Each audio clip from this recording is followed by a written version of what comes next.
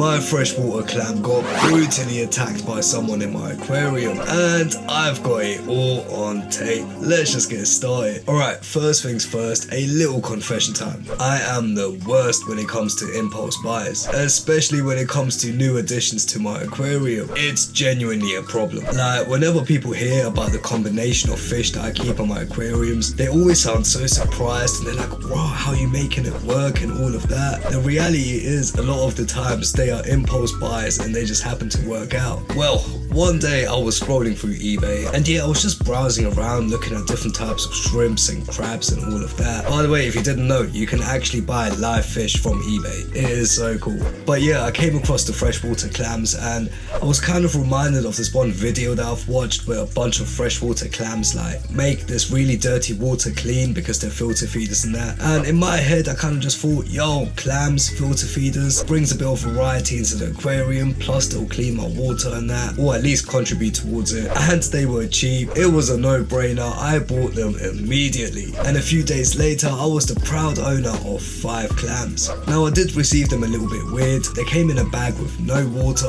I made a video when I unpacked them. I'll put it up here somewhere. But yeah, it was basically just a bag with the clams inside and a tiny bit of water, but that's about it. I wasn't even sure how to acclimate them. And yeah, I decided to put 4 in my Fluval Roma 200 and 1 into my Fluval Flex. And yo, people, they were so fascinating to watch, man. Like, they actually moved around the aquarium and you could see it. And I don't know how to explain it, but I just brought this different level of variety into the aquarium. Now, the 4 clams in the Fluval Roma 200 and the 1 clam in the Fluval Flex, they both displayed different types of behavior. The one in the Fluval Flex, there weren't any big fish around, so that one was really comfortable. So at night time, it would come out fully out of its shell. It looked so cool. It's really weird to explain. They're like a big fleshy blob, and it was kind of shifting through the substrate. I don't know if it was looking for food or maybe it was just trying to dig. But yeah, I really got to see a completely different side to the clam from the one that was in the Fluval Flex. Now, the 4 in the Fluval Roma 200, because that tank was a lot more active and there was a lot of bigger fish, they were not as active as the clam in the Fluval Flex. They did move around at night, but they would all stay in the general area. Like, they might move around a few centimeters here and there at night, or every now and then one of them will go on a really long journey to the other side of the aquarium, but they were nowhere near as active as the one in the Fluval Flex.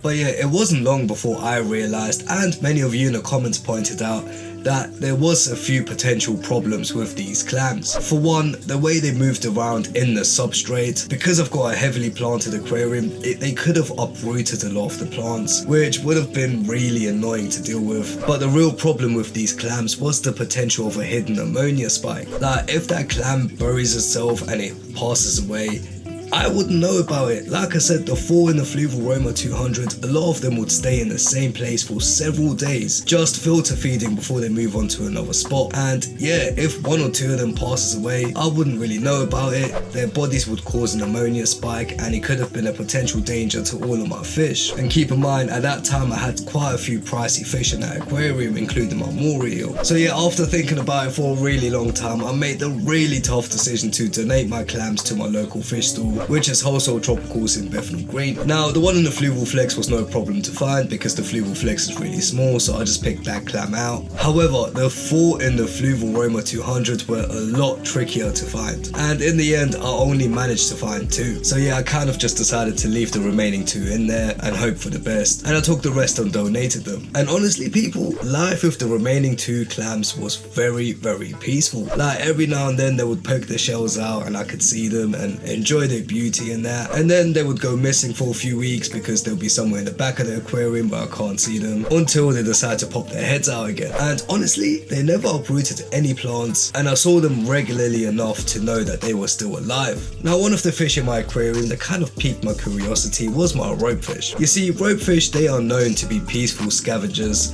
However, I was also very aware that ropefish actually eat clams. And the thing is, the fact that these 2 clams move around the whole aquarium means, as we saw in the Fluval Flex, whenever they move, they fully come out of their shell and they move around the aquarium. And it looked like they do that at night. And my ropefish Nagini is nocturnal. So yeah, I always kind of wondered, like, what actually happens? Like, does Nagini kind of swim past them and just let them do their thing? Or does she maybe try and eat them but they just shoot back into their shells? Like, I did think about it a lot, but nothing ever really happened. Like, they all lived peacefully. I had my Mori eel in there as well at the time, and yeah, nothing ever really happened. So I kind of just decided to trust my predator fish, that they're not going to go after the clams. And I just thought to myself, as long as I see the clams every few weeks, I know everything is fine. And keep in mind, all of this is last year, August, September, October, around these times. And eventually I would move my Mori eel to my Roma 240, so one of the predators was now gone. However, my ropefish and maybe my snakehead as well, they were still remaining in that aquarium, who could be potential predators to these clams. But once again,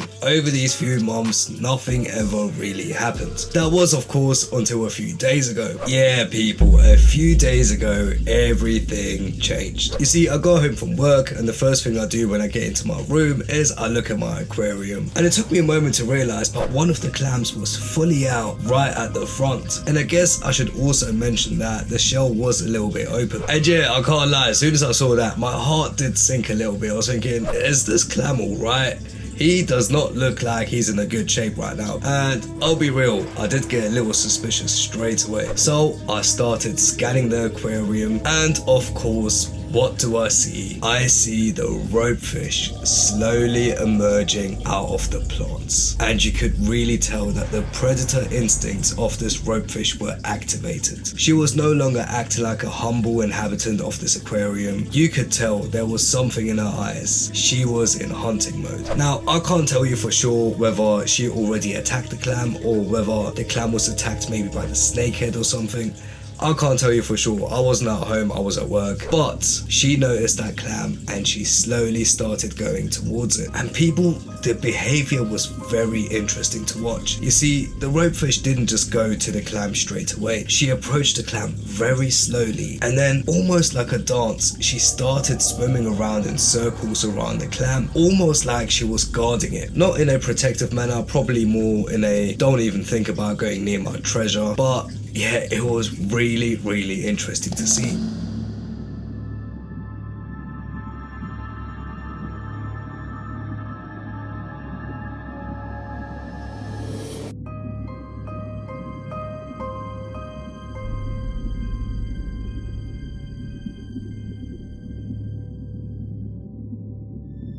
But yeah, after her little dance, she kind of swam round again and started approaching the clam very slowly. I'm assuming in the past at night time when the clam is moving about, maybe the ropefish would see it and try and approach them, but once they sensed the danger, they would shoot back into their shells and protect themselves. So I'm guessing that's why she was maybe approaching very cautiously. But once she noticed that the clam was not going to quickly shoot back in its shell, she slowly poked her head inside and had a little taste. And without any mercy, she started ripping into the clam.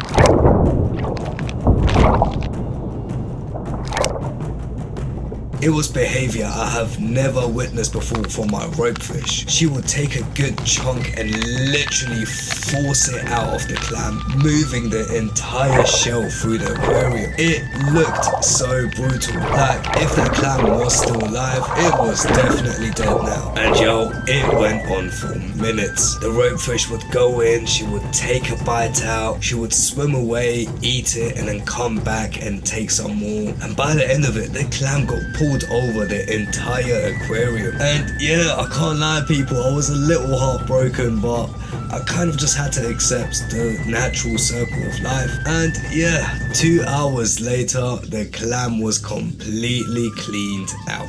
There was literally nothing left. And the ropefish seemed very content with her meal. So the question is, what can we learn from this experience? And I guess what we can take away from this is, just because two fish or two species get along at the start does not mean that that relationship is going to continue forever. My ropefish did not look like she was ever going to go near any of the clams, and she left them alone for months. And then suddenly, like a few days ago, she just went completely psycho and murdered that clam. Like, ripped her apart. It was brutal, man. So yeah, if you're like me and you like experimenting and trying out different fish, and if they do seem to work out at the start, just keep in mind these things can change any moment. And if you are going to try out a hybrid community aquarium, which is where you have predator fish and community fish, yeah, just be aware that it can definitely go wrong, especially if you keep making impulse buys like I do. Now, like I mentioned before, I got these clams from eBay and I made a whole video on it, so if you want to watch that, then click right here.